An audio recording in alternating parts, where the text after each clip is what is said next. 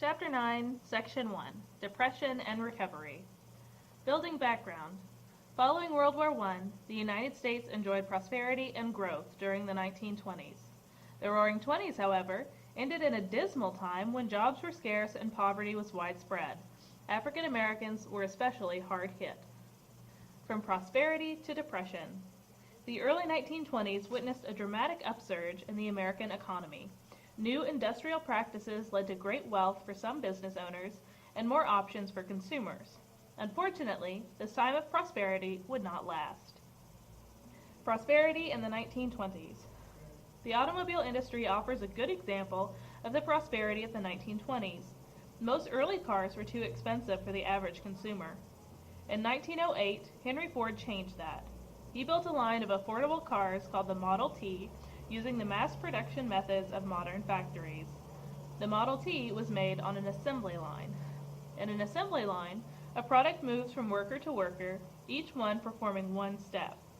As more Americans were able to buy cars, Ford quickly became prosperous. Realizing that his employees were potential car buyers, Ford raised workers' wages.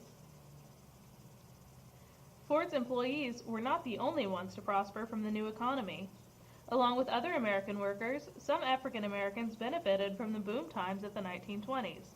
Thousands of African Americans moved to cities, especially in the North, to work. Even with little schooling, they could find better jobs in northern factories. Unfortunately, agricultural laborers in the South saw little benefit from the growing economy. Although employment increased, most black workers labored for low pay, often under difficult conditions. For example, the black porters and maids who worked on board the nation's trains were on duty for long hours, traveling some 10,000 miles per month, but earning only about $60 a month. Stock market crash.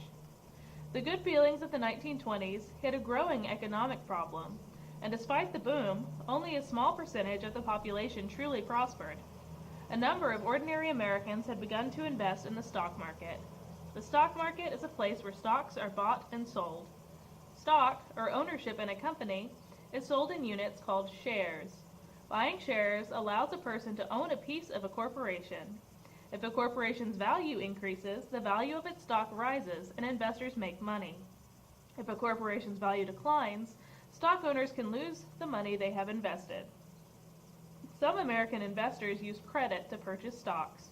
Though risky, this practice became increasingly common during the 1920s as the stock market rose sharply. During the fall of 1929, signs of trouble appeared. Some manufactured products did not sell as well as predicted, and some businesses began to fail. Rumors began to circulate that some big investors were taking their money out of the stock market.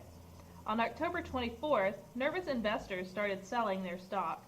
Soon, the market was flooded with stock for sale, but no one was buying. Within a few days, many Americans who had invested heavily went broke as their stock became worthless. This series of events was called the stock market crash of 1929. Investors who had bought stock on credit were in especially bad shape. They were obligated to repay their loans even though they had suffered great losses. The stock market crash was one factor that led to the most severe economic depression in the nation's history, called the Great Depression.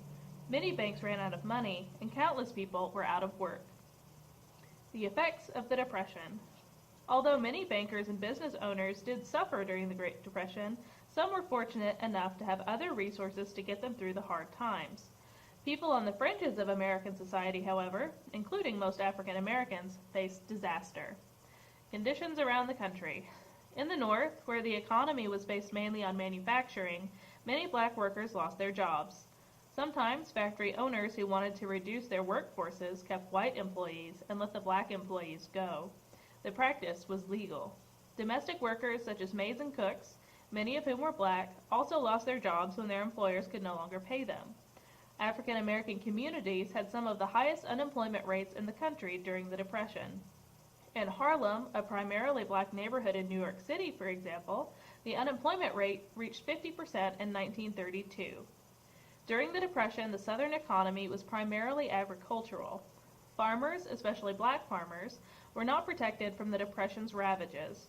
As sellers dropped prices on various products to make a sale, the prices on farm products also dropped. In fact, they dropped so low that farmers could not make enough money to fulfill their basic needs. Many lost their land and had to work for other farmers, planting or picking crops. With so many workers competing for those jobs, they had to settle for wages so low that starvation was a threat. Religious and charity organizations brought relief to many Americans. Some of these groups, however, barred African Americans from receiving the free food offered to others.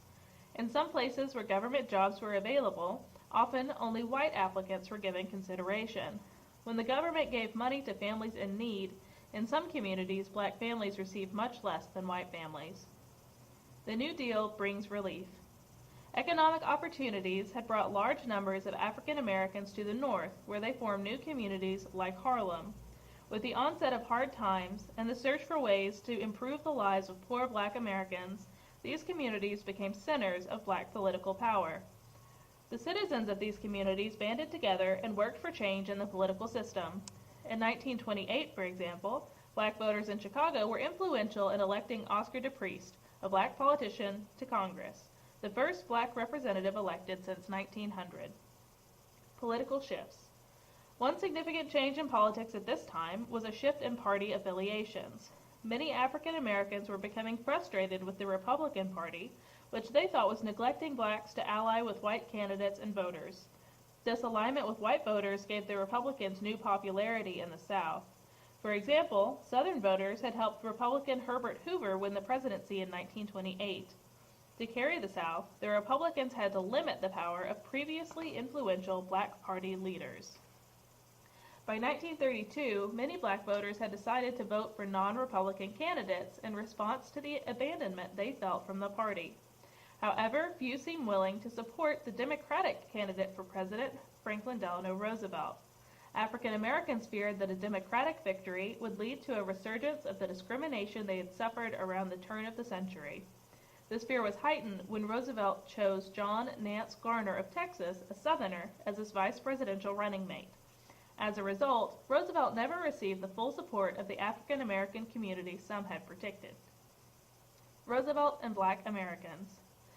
The Roosevelt administration, however, turned out to be the one most sympathetic to African Americans since Reconstruction. Many black voters rewarded Roosevelt with their support, shifting their allegiance to the Democratic Party.